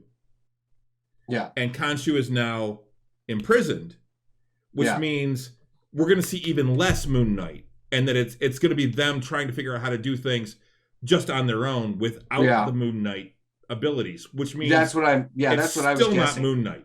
Right. That he wouldn't have his power set, with Khonshu trapped. So that should be interesting how they're going to play that out. And yes, Renee, you're right. Inhumans did something very similar when they cut off Medusa's hair in the first episode. Yeah, that was some horse shit, wasn't it? It was. I'm like, you know what? If you're going to have this character, you got to have the budget for the fucking special effects. Yeah, for real. The dog was a huge Lockjaw was a huge cost for that show. Again, I don't care. If you're going to do it, if you're going to do this, you have to do it right. No, I agree. I do not disagree. Now, some people, I've seen people criticize the show saying that it's all over the place, that there's It is. massive plot holes, and I'm like, I'm not really seeing it. I mean, I think it's really solid. I'm really enjoying it. I don't understand what they're talking about plot holes. Um, they're like, oh, it's just convenient that the bad guy shows up every time, and they, you know, just to fucking fuck their day. And I'm like, he's playing with them. He's like, that's what supervillains do. I mean, he's not. I think he ultimately would want Mark to join his side. So that's why he's not necessarily like killing him right away. And I think, Well, yeah, because he's a former. I think Harrow, he's Khonshu's former avatar. right? So Harrow understands what he's going through. Being the servant of Khonshu, and he felt like Khonshu probably fucked him over pretty hard because honestly, Khonshu's kind of a dick. Yeah, he is. We understand that he might have the best intentions, but he's still kind of a prick. Yeah. So, I mean, I think Harrow honestly feels kind of sorry for Steven or.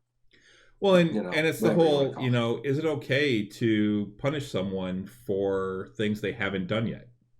Which is what Ahmet wants. Mm-hmm. Exactly. So, we'll see, man. There's 2 more episodes left, right? No, 3 more episodes. 3 more. We're halfway through the season. Yeah, we're halfway through. But yeah, we'll see how it goes. Did you know that the actor that played the rich guy that had he died?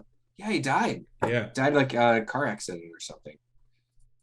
So skiing accident. Or skiing accident. That's right. That's what it was. Yeah. I was like, whoa. Yeah, because that episode was dedicated to him. Yeah, because I had to look him up. And I'm like, wait, why are they dedicating it to him? And I'm like, holy shit, yeah, he died. Because he was a young guy. Yeah, he was in his early 40s, yeah. Yeah. But yeah, he collided with another skier on the slopes and he wasn't wearing a helmet. The other skier was.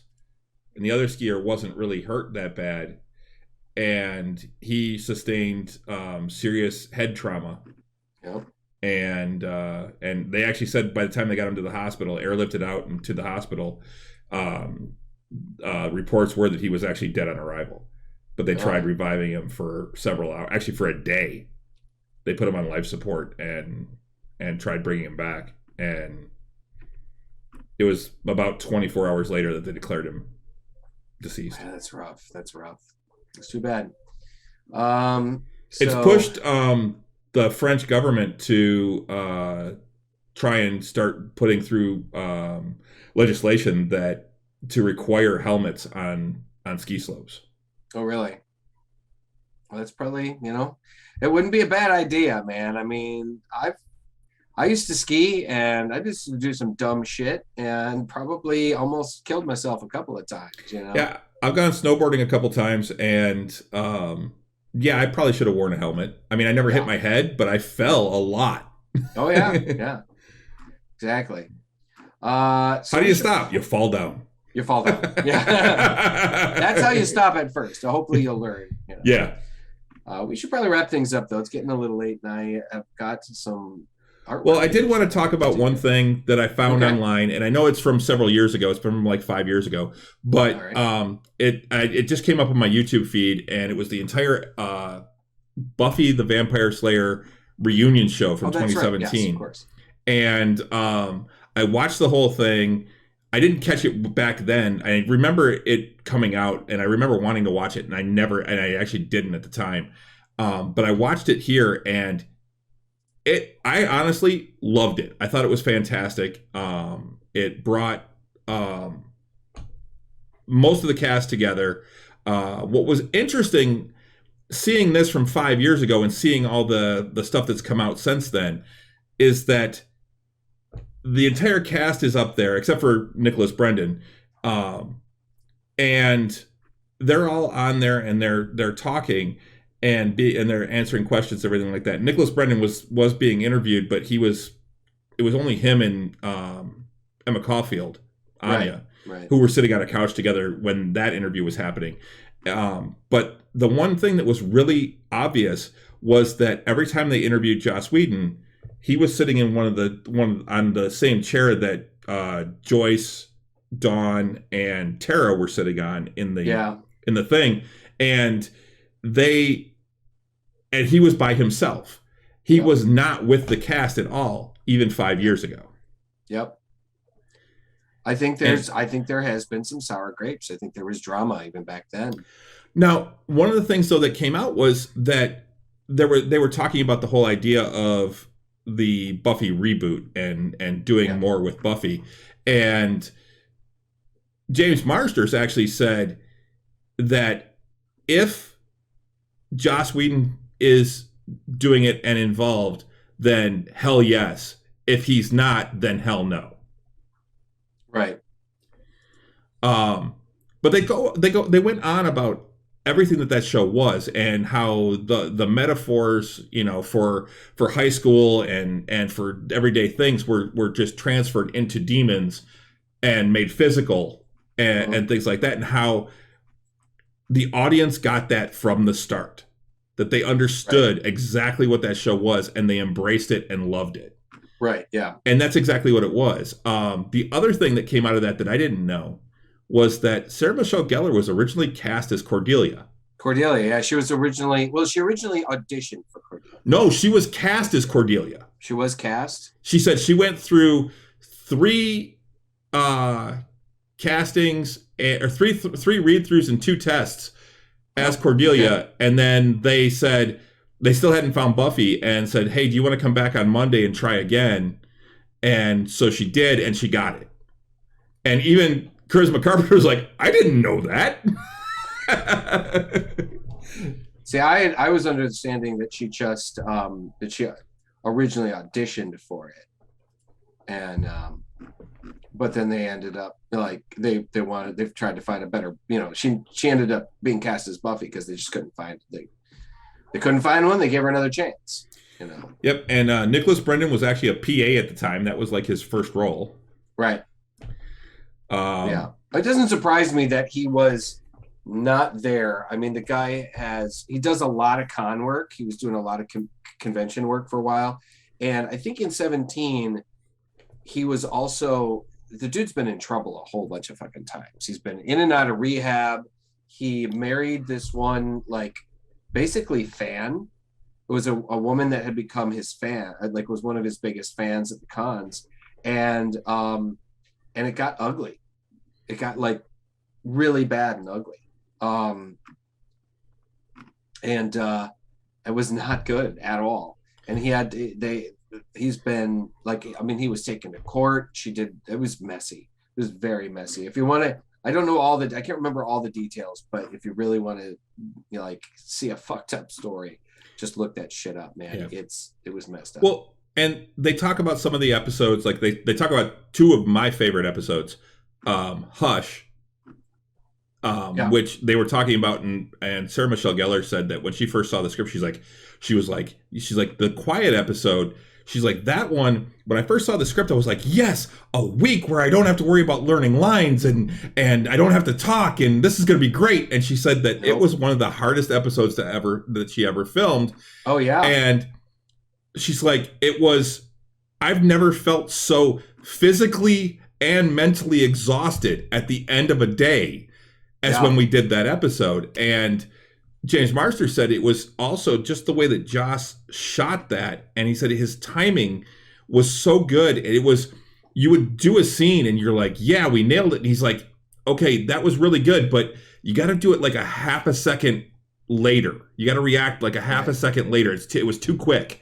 And the timing was perfect on all of that. Yeah. Oh yeah. Yeah. And because they still acted. It was still a acting was still a script. Yeah, acting without vocalizing things is hard. Very hard. You have to pantomime everything. The other one that they talked about was the body. Oh, the body. Which was such a heavy episode. And extremely heavy. Joyce is on there, the woman who played Joyce. And she said Sutherland. Yeah. And she said, how many of you knew that my character died before that episode was shot? How many of you knew ahead of time? And a couple people raised their hands. James Marsters was one of them. And he said, I read the script.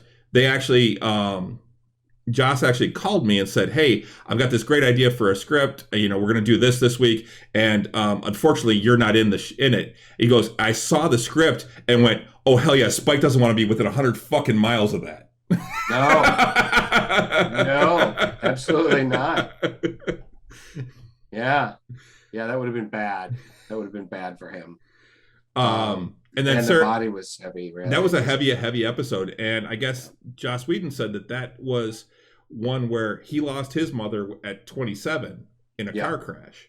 Yeah, and so that was kind of him dealing with that whole thing. And there's so many people that have lost a parent in a quick situation, and to have Joyce die of something so mundane as a brain aneurysm on this supernatural show was the other part. And he said it's that it was going through that first day where you're just in a fog and you don't know what's going on. You don't understand. You're not processing yet. Yeah. Well, I think he also wanted to express and show like how one of the things he liked about Buffy or wanted to express about Buffy is that people have loss.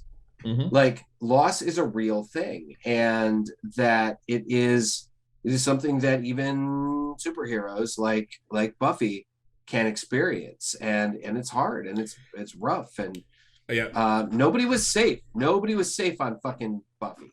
Nobody was safe. It wasn't like Game of Thrones, but no, that's true. And like Renee just said, the lack of music in that episode is what makes it so much more powerful. You don't even realize it when you first watch it. You're like, man, this is just really heavy, and then you think about it later, and you're like, wait, there was no music in that. Right. Yeah, it's similar to like when you watch a show, like a sitcom without the laugh track. It can be really awkward and weird, and this one was similar in that. Or a lot of shows, what they'll do is if it's a really heavy show, especially like a heavy ending, there's nothing for the credits. The credits roll and it's silent. And it's like, that was a big show, a big important show with a big message. This one, they're going to be talking about this one for a long time, kind of thing. Yeah. So I think that was one of the huge episodes. But yeah, the overall, I mean, I was a huge Buffy fan. I mean, I know that was actually one of the ways that you and I actually started getting to know each other was you coming over to me and Kelly's house to watch Buffy. Yeah. And Angel when it split off. Yeah. One of the things too was that Sarah Michelle Gellar said she absolutely hates the question of Angel or Spike, and she's like, I get hate mail and death threats still over this question. She's like, I absolutely hate it, and she's like, that's bullshit. She said, I always try and answer as Buffy, not as Sarah. Right. On what Buffy would think and which way to go. And she said, I have to say that, for her, it's Angel. And all of a sudden David Boreanaz, who's sitting right next to her, he's like, I'm upset. I'm offended. She's like, I chose you. And she smacks him.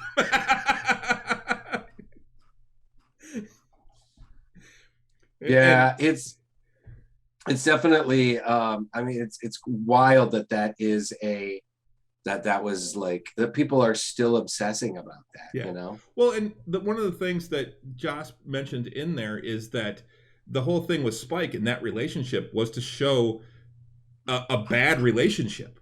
Yeah. And very much so, a toxic, bad relationship. Yeah, and how it became an abusive relationship on both sides. Right. It then changed and became a little bit more. Yeah. And it actually, I think somebody said something. I think it was him, Josh, that said that Spike is really like the long-term boyfriend, because he like went out and got his soul for her. Oh, for sure. But the other relationship though that was huge and groundbreaking for that was Willow and Tara, and it was one of the first shows to show a same-sex couple in relationship. Yeah. And the best part about this, and they brought this up in there, and this is something I've always thought with this, is they made it normal. It wasn't, no one questioned it. No Yeah. one was like, are you sure?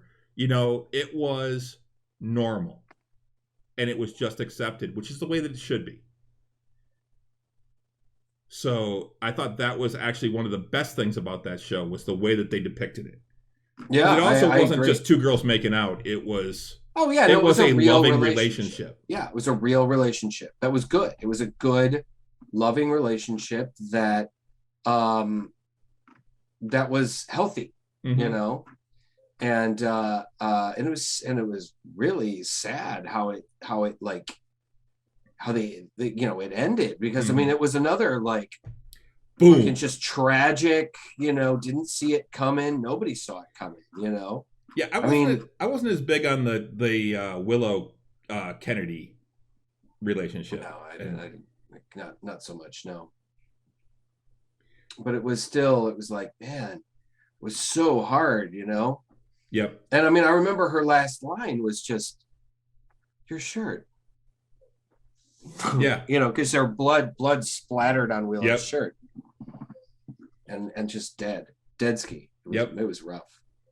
Yeah, it was. So overall, and they also talked about like how the musical came about, and I guess they used to hang out at Joss's on the weekends, and they just hang out and read Shakespeare is what that's how would say. That's how his Much Ado About Nothing. Much Ado About Nothing came about. Yeah, but they were talking about it, and what's funny is some of the actors were like, "Wait, you were at Joss's house?" And then someone else was like, "Wait, Joss has a house?" But yeah, and I guess James Marsters brought his guitar one weekend, and they started just singing, just doing like sing-alongs, and Joss Whedon saw that and went, "Huh, these people have a lot of talent. I could use that," and decided to write a musical. What I love about the musical is that it could have been just a throwaway episode, and it wasn't. Mm-hmm. Oh yeah, for sure. It was actually one of the heavier episodes, because it was the one that revealed that Buffy, after she died and they resurrected her, they ripped her out of heaven. They ripped her out of heaven. Like, she had gotten her heavenly reward. She was in heaven. Yep. And they bring her back. And that's why she was a mess. She was depressed and was a mess when she first got back. Yeah. It was rough, man. I mean, I was like, holy shit. And like, I mean, they all realized that. Yep. You know, I mean, she's singing it. She's like, yep. I was in heaven. What? And she flats on those notes. Yeah. Oh yeah, completely. I love it. One of my favorite parts is that is like when she's singing and dancing, and Giles says something like, she needs backup. Tara. Yeah. Anya. And he sends the two girls that are the stronger singers, you know. Yeah, and they send her in to be her backup dancers and singers. Backup singers, yeah. Yeah, because Willow can't sing. And she admits that. She's like, that's why only thing she sings, she's like, this line is only filler. Yeah, this line is only filler. You know, Once More with Feeling is one of the best. It really was a fantastic episode. I mean, they shadow cast it. There are people that shadow cast that fucking. They got a cease and desist to do that, actually, from Warner Brothers. Really? Yes. Oh, drag. I know there was one night that they were doing it in LA, and they were doing it, and at the end, when Spike goes to kiss Buffy, someone came running in, grabbed Spike, threw him out of the way, and kissed Buffy, and it was James Marsters. Oh! Well, that is assault, and but I doubt she minded. Yeah. I have a feeling it was probably set up ahead of time, but so out of that, we won't get into Angel and stuff like that, but out of Buffy, what would you say is your favorite episode? I mean, I know it's a tough choice for me, but there's a lot, and it's been a long time. I'd have to say the ones we talked about were some of my favorites when it came to Buffy, particularly. I liked.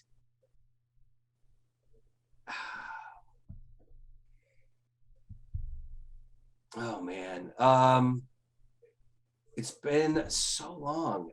There were, I think, oh, the Halloween episode. Which where one? the Halloween episode where Giles' old mate gets The costume one. That's the season. costume episode. Yeah. That one is a favorite because everybody wearing a costume becomes what their costume was. Oh man, that was good. That was in first season, I think, first or second season. Second season, I think. Second season. Because the first season was a mid-season replacement. It was only 12 episodes, and they didn't have a Halloween episode because it started in March. Correct. You're correct. The other episode was the chocolate episode. Oh, Band Candy? Band Candy, where all the kids, where all the adults, they ended up acting like kids, and Joyce and Giles end up like hooking up and then later on the episode where Buffy gets telepathy. That's like three seasons later. Yeah, like a couple of seasons later, and she got like some demon blood spilled on her or whatever, and she was like, she gets telepathy and she finds out she was on the car twice, and oh man, what a great callback! And that's dude. The thing, the callbacks and stuff. Shit. Yeah, the callbacks and stuff were great. For me, it's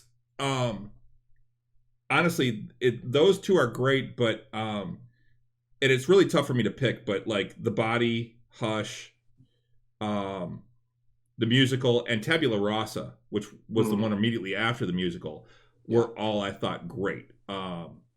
Tabula Rasa was fun because of the whole forgetting who you are and them trying to figure out who they are, and like Spike wearing that suit and it says Randy, on the inside, and he's like, Randy Giles? You named me Randy Giles?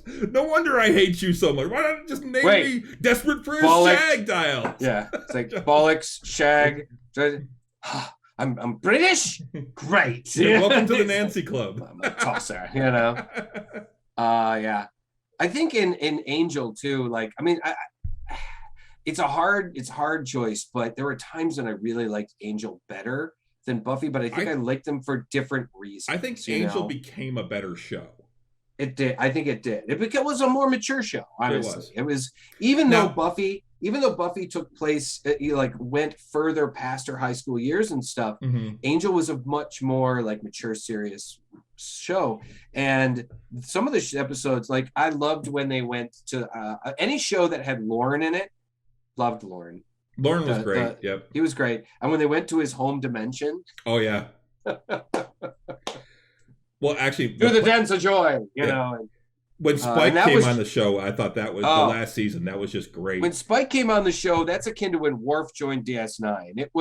The show just skyrocketed. I think if they had finished off the season and given it a little, given it one more, I think it would have gone a full 7. But because it was getting so much stronger once he joined the show. Yeah, I do hate Happy the way Smile Time or whatever the puppet Smile episode. Time. Smile Time. Yeah, the puppet episode. Oh my god! You're a bloody puppet. Puppet. I could take off my doze. I do hate how they fucked over Cordelia. I do too. I think the worst part of Angel was that whole Cordelia arc at the end. Her ascension, I thought was good. It was that whole thing with her and Angel falling in love and everything. I thought was actually really well done. Even for Angel, who was so in love with Buffy, I think that the arc of him and Cordelia falling for each other and Cordelia's just growth as a character. Yeah. I agree. I thought was better. I really liked Fred.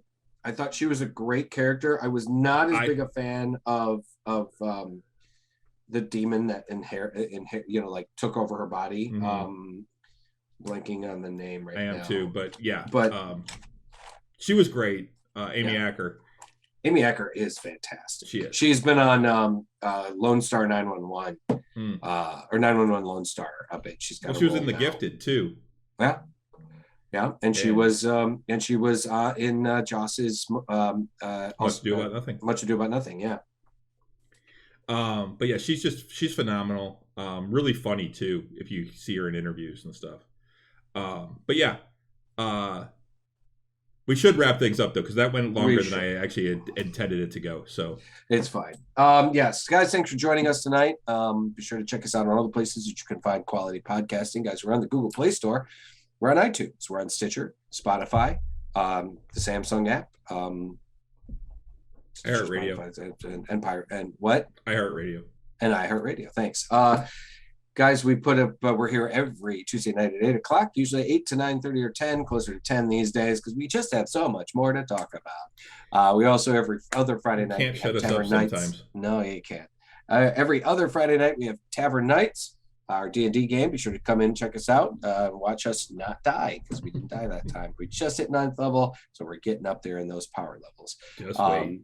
I'm sure you didn't die yet. Every opposite Monday of our show, of our D&D shows, we have Tavern Talk, where we get together, we talk about what happened in the previous show, and we talk just about D&D stuff and about what we want, what's coming out, what we want to see, some of our experiences. Come and check us out. Tell all your friends about us. The more, the merrier, guys. So much burping. But yeah, sometimes you can't shut us up. A lot of people have tried. Yeah. Actually, speaking of Tavern Nights, our next show is actually our 40th. Oh, wow, cool. It's our 40th show. Yep. So remember, you can follow us on most social medias. We are on Facebook, Nerds with Alcohol Show. We are on Twitter, @Drinking Nerds. We are on Instagram, Drinking Nerds, and of course YouTube, Drinking Nerds. Which we just got our first negative comment on one of the early Tavern Night videos. It was mostly about me and the way that I set up an encounter, I guess. But that was back when I was still doing like just the encounters out of the book. So I don't take any stock in any of the negative comments anyway. So, but watch our shows. Tell us what you think. Didn't like it? Great. It was still a view. So yeah, chime in on the Facebook page, guys. Let us know if there's something you want us to talk about. If there's something that if there's an opinion that you have that you want us to hear. Great. We're all about it. We'd love to hear what you have to say. And if you're a subscriber on Twitch, you do have access to our subscriber only Discord channel. CD is on there. Me, Russ, Renee, a lot of the Bob from Tavern Nights, bunch of those people are on there. But yeah, if you are a subscriber, you get access to that. All you have to do is link your Twitch account with your Discord account, and it should come up as being an option. Absolutely. So so I think that's gonna about do it. Yeah. So I think until next time. Sláinte.